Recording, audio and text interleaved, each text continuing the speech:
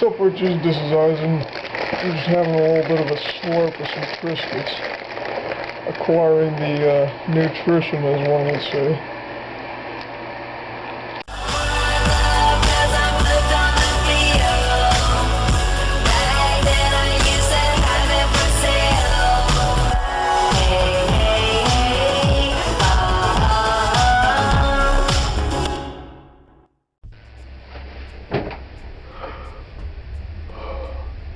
So butches, this is Eisen, and this video is how to make your hair not look like crap if you're a trans dude.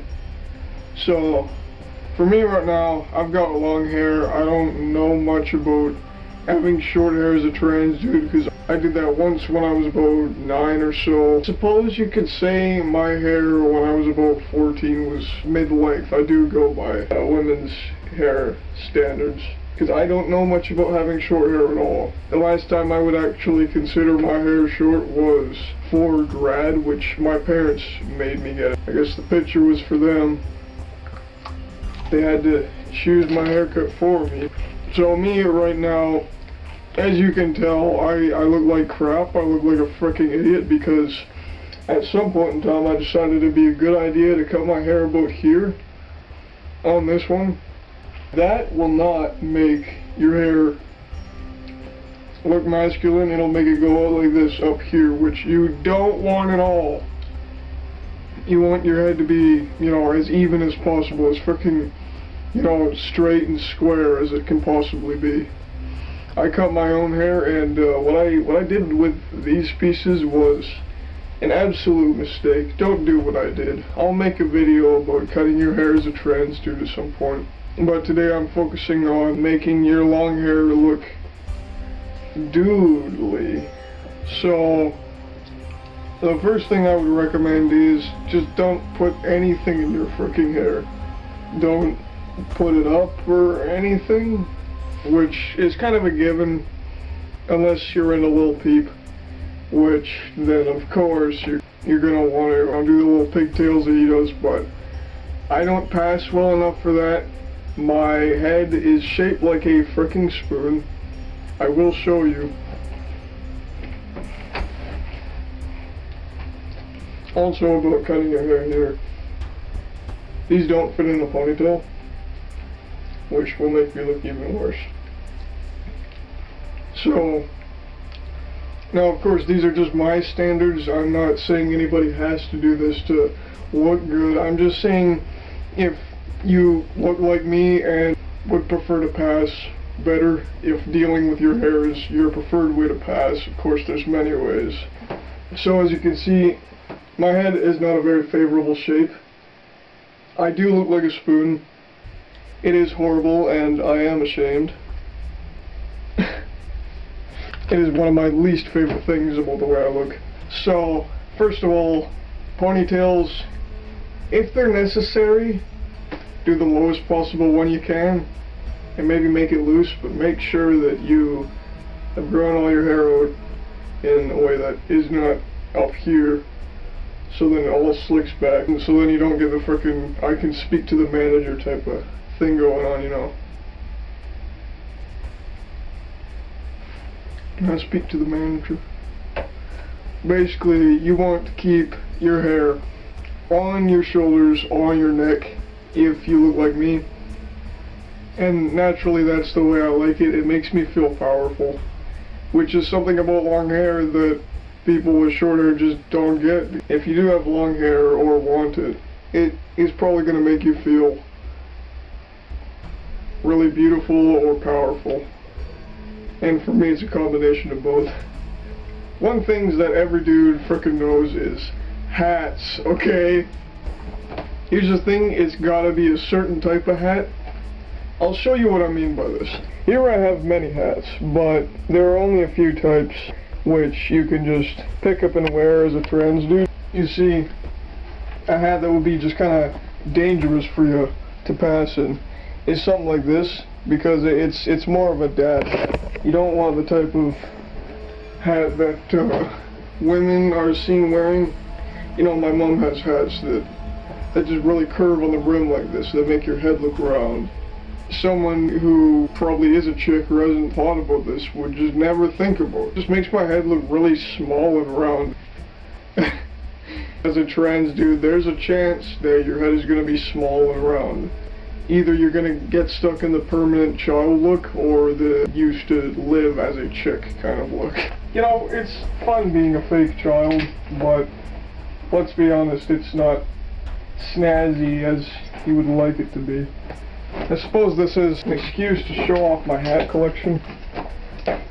Alright, so first of all, I will get to the hats, which your parents or your siblings probably have one of, and that is just the standard hat. It might be a souvenir, it might be from a pasta place in Vancouver. Either way, it's probably unisex. It's basically a men's hat already. So it'll just have the standard fit on it, which, you know, it looks a bit goofy compared to the dad hat style, but you're gonna want it to look goofy. You're gonna want to not look perfect, because that's the thing about being a dude, is that you don't want to look that polished. You're thinking, you know, I want to wear a nice suit, I want it to be tight to my body, I want it to look really, just really good. But if you've been living as female, then your standards of looking good are very, very high, chances are. So you want to look like a goof. You don't want your hat to be perfect. You're going to want one that might make you look like a lesbian at first. You start to make your whole look masculine. You're going to transition into actually looking like a dude, which is very fun. This is another standard type of hat. This one is a little more masculine because I got it from an old man. It's also got something related to cars on it, and that's really good. You want to look like you like cars, even if, like me, your only knowledge is taken from being in the same room as your dad watching Scotty Kilmer. So this hat is one of my favorites, actually. You want stuff with a bunch of dark colors. Don't get really colorful things. It's generally a bad idea, unless it's goofy. Now, the Uber hat, it's really high up here, so I really have to tuck these in. You gotta be careful of that, the way you tuck your hair while you wear a hat.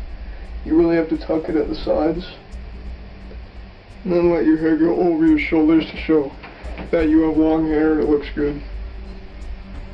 I would pass like this, but if I had my hair out like this, I don't pass so well. And the difference between forwards and backwards, not really very much, but again, you have to be careful of the type of hat you're wearing. This one doesn't have a lot of depth on it, and if I were to adjust it so that I had more depth, then it would fly away.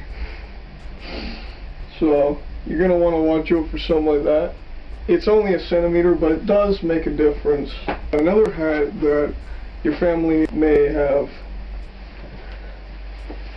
lying around the house is the standard child hat. If you have a brother or even a sister that dresses masculine, you're probably going to have something like this. Now this hat I'm kind of thinking about getting rid of because I've got it on the last two, which I never do with a hat because it is so small. But again, you're going to have to watch for the clearance. But this will make you look like you're just a younger dude instead of a chick in a hat. You really don't want that. But this, wearing this backwards, a little sketchy. Not so sure I'm up for that. But usually I wear this hat in the dark because it glows. Now you want a glow hat because people will talk to you. You think I'm lying, but really I'm not. This is another standard hat. As you can see, I like my standard unisex fitting hats to be goofy. You want it to have a joke. You want it to have some sort of weird thing on it because then one, people are going to talk to you, they're going to think you're funny, and that is typically quite a male thing, to add the element of comedy. And as well, it's going to make you look less polished which is really what you're going to be aiming for if you want to pass better if you're just starting out. This one again, it's a standard hat. You might get misgendered wearing this. It has a bad clearance. But I got this one for $3 because it was on sale with the cologne that goes with it. It was on Christmas clearance. This one again, another standard hat, but it's quite big. You've got to watch the hat so you can actually fit you, so you're going to want an adjustable one rather than some like this, because chances are you've got a small head. If you've got a big head, that doesn't apply to you very much. But I have a very small head, you know, that's just the T. I like the standard unisex hats because they are easy to buy, as every old man at a garage sale has one. You only have to pay up 25 cents to $2 for a good hat. This is my Avro Aero hat, which I got from my last trip to the Air Museum.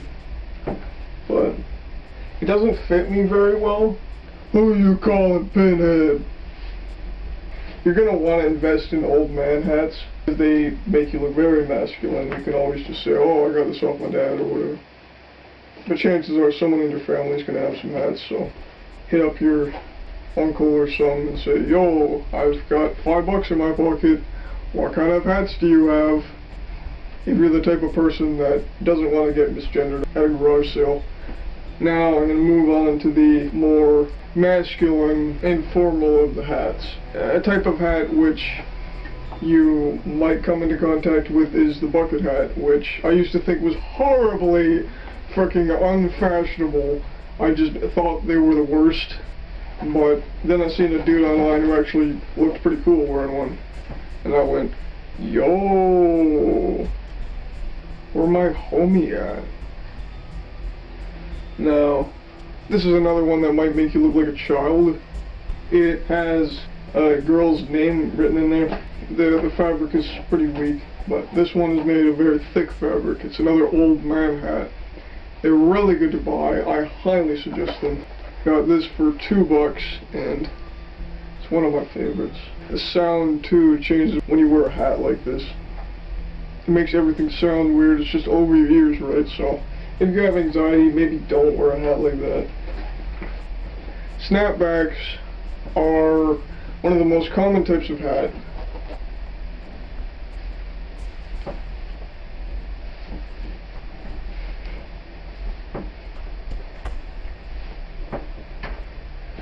This is one that I got for about $6.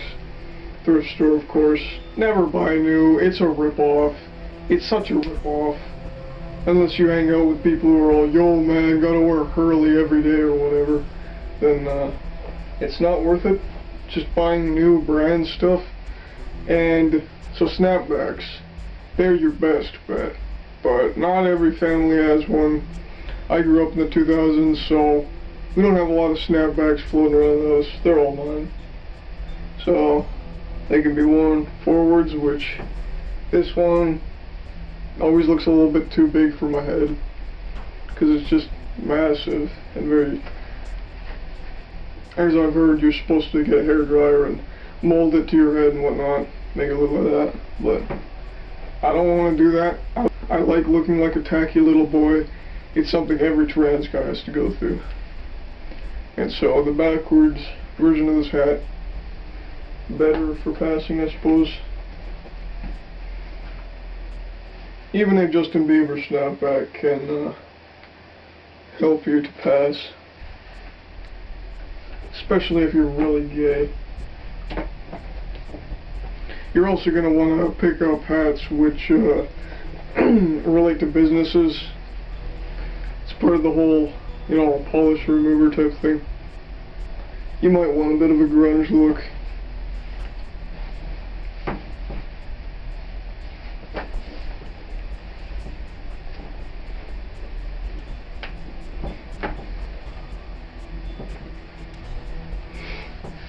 And the last type of hat that I'm going to talk about is the hat that you can wear for a school photo or a job interview.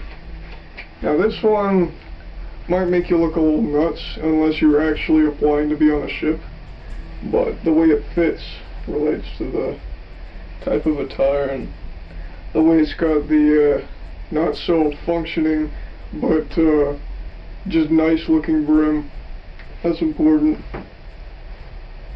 This whole thing here, it'll make your head look bigger. It'll make you look like you have a purpose. It's very cool. This one from Hudson's Bay, which I paid I think 15 bucks for. It's my most expensive hat. So you really don't want it to blow away in the wind. So I don't wear it in windy days. This is my job interview hat.